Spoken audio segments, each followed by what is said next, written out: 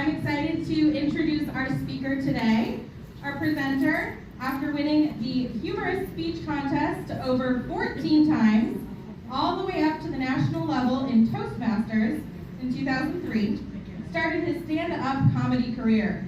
Along the way, he has performed at all the top venues in the world, including the Improvs, Comedy Zone, Yuck Yucks in Canada, and in 2014, he started a Happiness 101 workshops at various senior centers, and in 2016, joined AARP and started giving brain health presentations.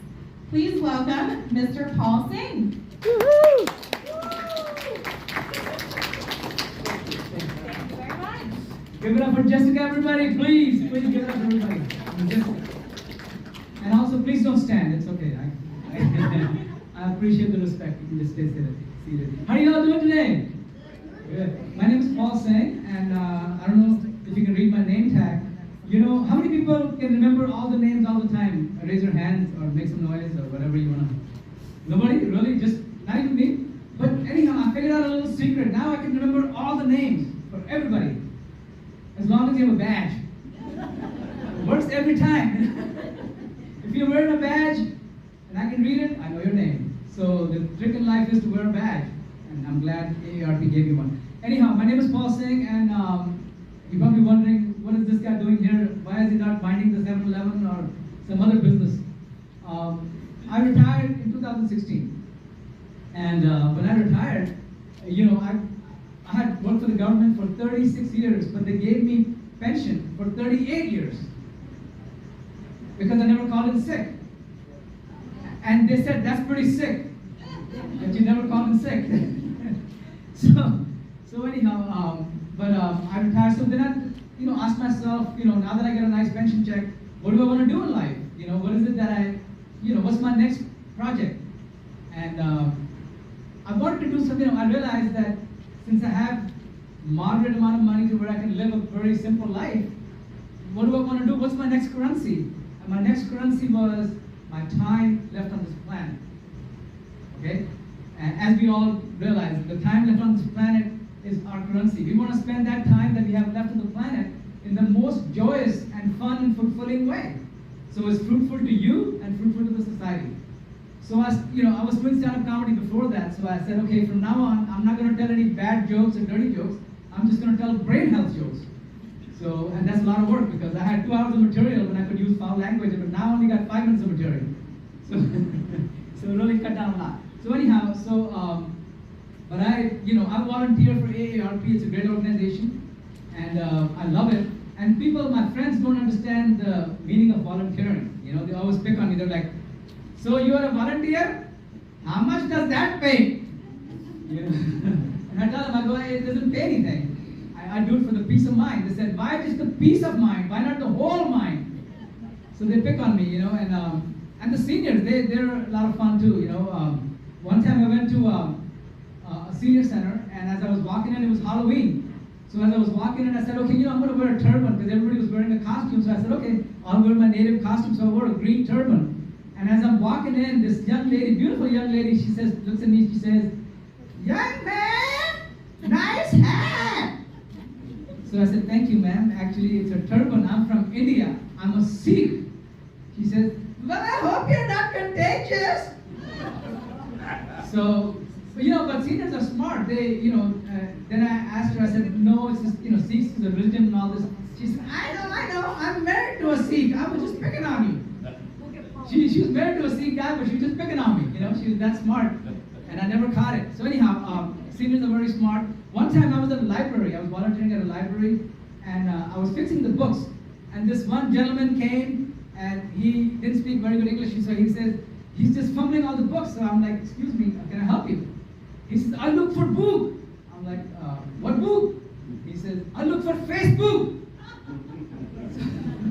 So I opened up an account for him. I'm like, okay, I told him about the computer. I said, he was like a 90-year-old gentleman, So I opened up an account for him on Facebook.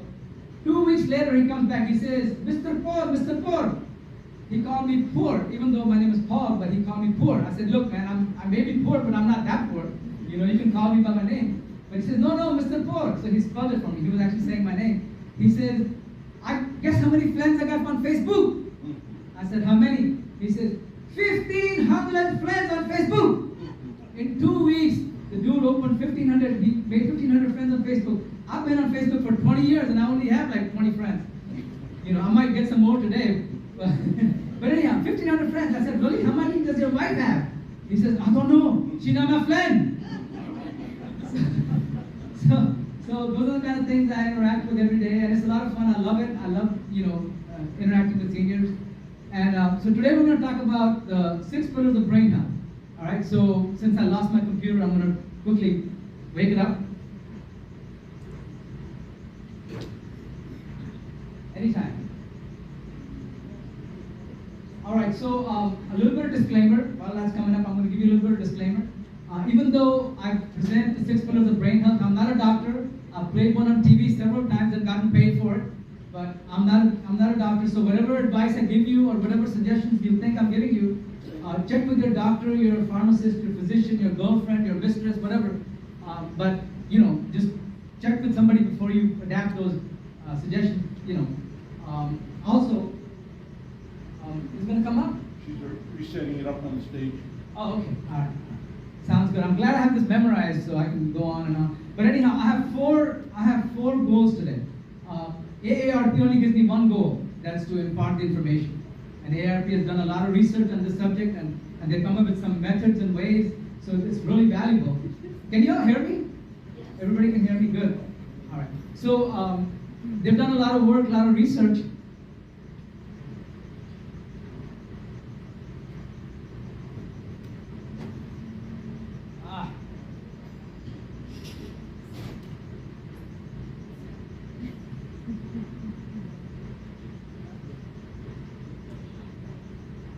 Okay, it'll come up. There it is. There it is. Okay. They've done a lot of research and so they've come up with a very, very good course, and they're always updating it to keep up with the latest technology and latest research. So it's a very valuable course. So their goal is to just impart the knowledge. Okay. My goal, I have 4 goals. My number 1 goal is, since I don't get paid for this, AARP is a voluntary organization, I don't get paid a single dime. My goal is to have fun. I'm going to have fun with you. I'm going to be a clown here, and I hope you join me and have fun and loosen up a little bit and, just have a good time, okay? My second goal is to impart the knowledge like AARP tells me. My third goal is to give you some kind of a solid, concrete acronym, a formula or something, so you remember this stuff, these tricks, for the rest of your life. Otherwise, what's the point? You go to 100 presentations, you don't remember anything. But if I give you some kind of a formula, and you see me in Costco, and then you go, hey, that's that guy who gave us that formula. I want to hear that, so that'll give me a lot of joy. And finally, my goal is to help you make these tips and tricks a lifestyle. Because, you can learn a million things, but if you don't make it a lifestyle, it's useless, right? It's useless. So I'm going to show you some techniques on how to make it a lifestyle. So those are my 4 goals, and I'll keep going. Okay, so first the good news. All right, now let me ask you this. How many people were crazy and partied when they were younger? Be honest. How many people? All right, some honest. Other people are either, they were well behaved. How many people didn't party at all when they were younger? How many people were like, you never partied, sir? You neither, Jessica? You need to start partying, you're still young. Sir, you need to do some catching up to do. But anyhow, so how many people partied, drank a lot, and they told us that you can kill your brain cells when you drink too much. How many people were on the cutting edge of that little research? All of us? Me too. But here's the good news. The good news is that if you behave now and follow some of these tips and techniques and change your lifestyle, you can get some of those brain cells back. Isn't that cool? So that's why this is such a valuable course. All right, so I'm going to read what it says here, but those were my interpretation of it. It says, regardless of our age, there are things we can do to help reduce the chance of age-related diseases and optimize our chance of maintaining cognitive health. So no matter, even if you ill-behave, this is a time to make that reconciliation. So that's kind of a good news. All right.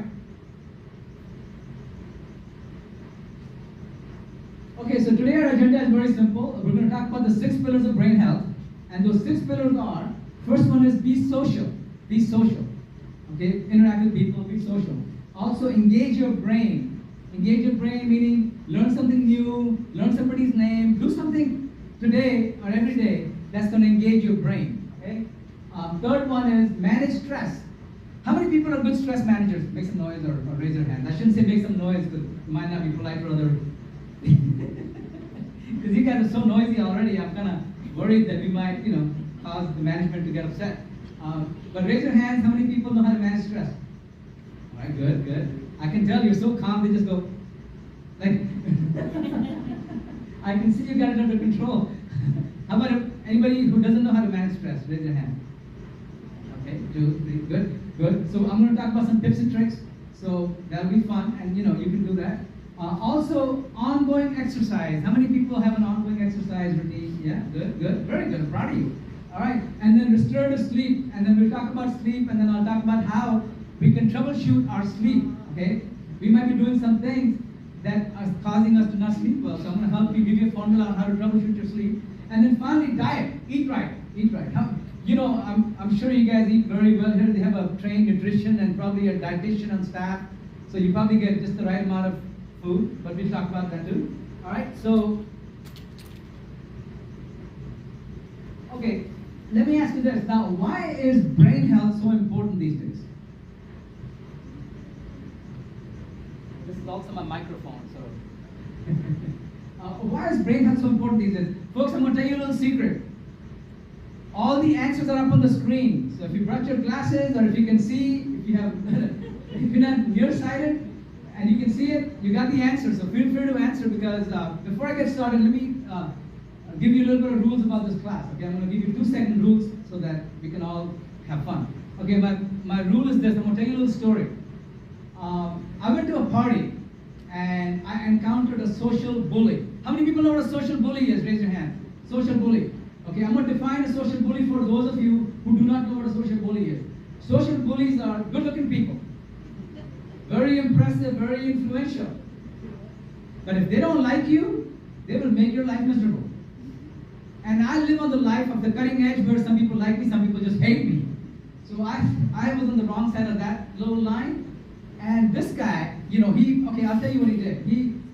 We were all standing in a group, he shook hands with everybody and he just ignored me and walked away. Bothered me, And so I confronted him and he had been removed from the party. Okay? It was very disturbing. I'm a respectable guy, I'm a respectable man. I respect everybody. And for me to be removed from a party in a nice way, they didn't say, get out. They kind of like, it's going to cause trouble, I think you should leave. Fine. Anyhow, so it bothered me a lot. So I decided that day that from now on, I'll never, ever, ever drink again. Because I was drinking and I told him off because I had the courage. So I said, I'll never, ever, ever drink again with that guy.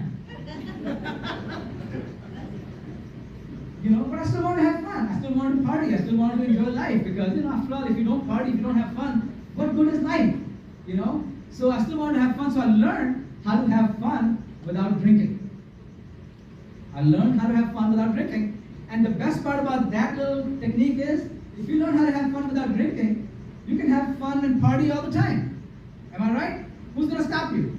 If you're happy and having fun without drinking, you can pretty much be in the party mode all the time. So I party all the time. I party all the time. But I have some rules for my party. And the rules for my party are this. They stand with P-A-R-T-Y. And I want you to understand those rules so that you know where I'm coming from. P-A-R-T-Y stands for, P stands for participate. I want you all to participate.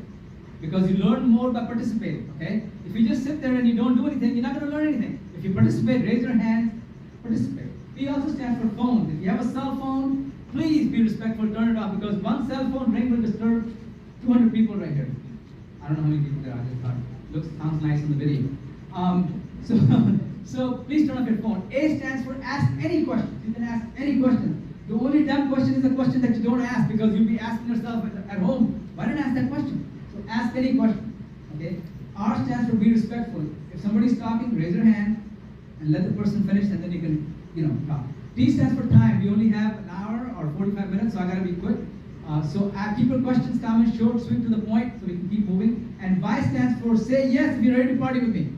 Say yes if you're ready to party with me. Yes. Yes, awesome. Let's get going. So with that being said, why is brain health so important? It has ears to our life. adding life to years. It adds life to years, yeah, because when your brain is firing with all cylinders, you're doing all kinds of things. You're coming up with all kinds of ideas, you have energy, you have enthusiasm, you know. What else? People are rethinking retirement. You know, I was at the DMV and there was an 85-year-old lady and she was the fastest worker in the whole place.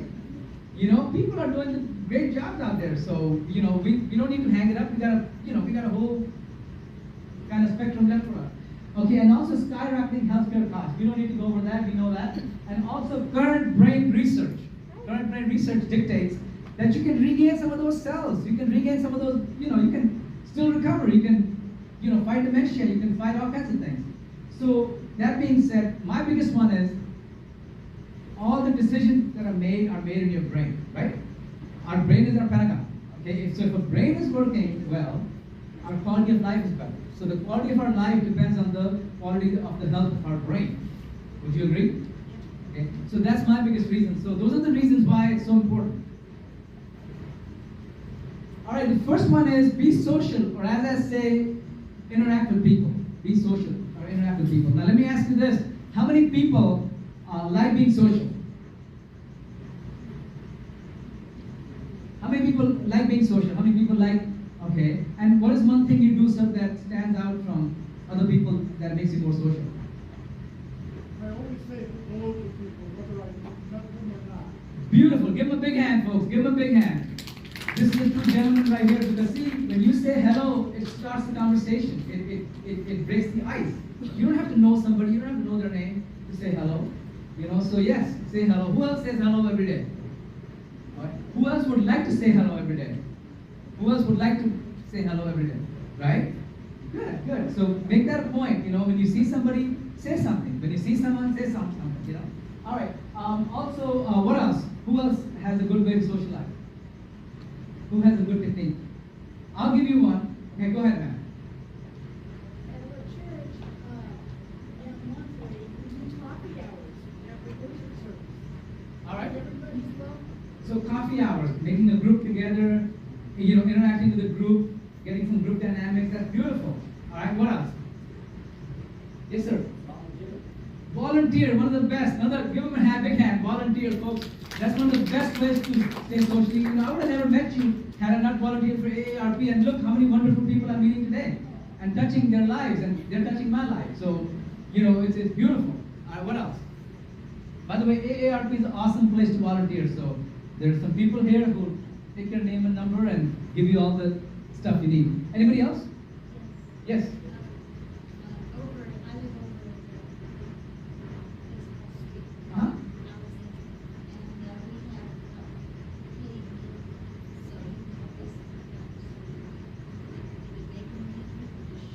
Awesome, awesome. So even if you're not a resident, you can still come and make a meeting.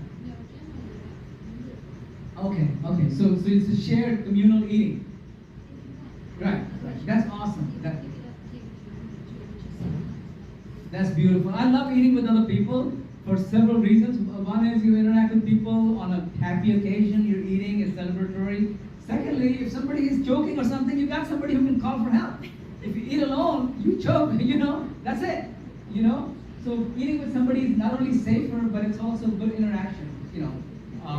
And I'll tell you honestly, I choke on rice. If I eat too much rice without drinking water or something, I've had problems where, you know, like I have trouble breathing. So I really like to eat with other people, you know.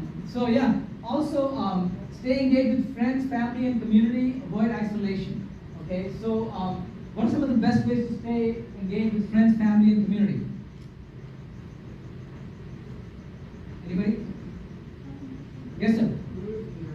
Live near them. Beautiful. Proximity will breed more friendship. Yes.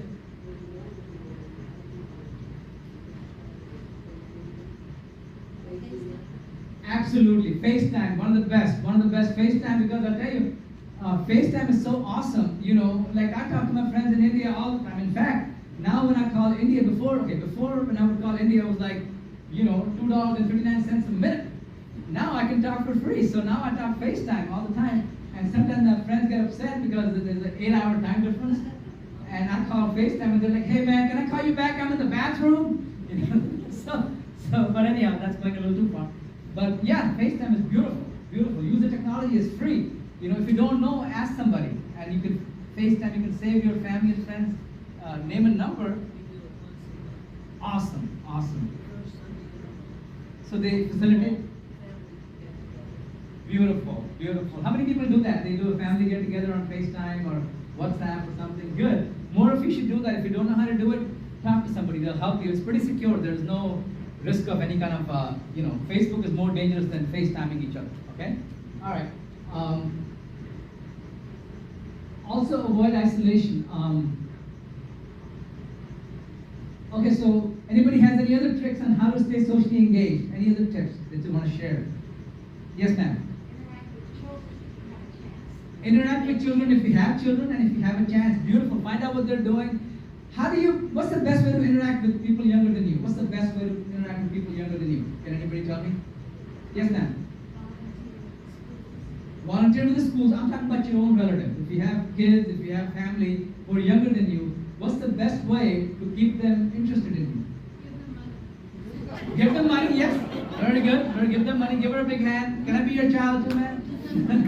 Can you adopt me? Who else? Yes.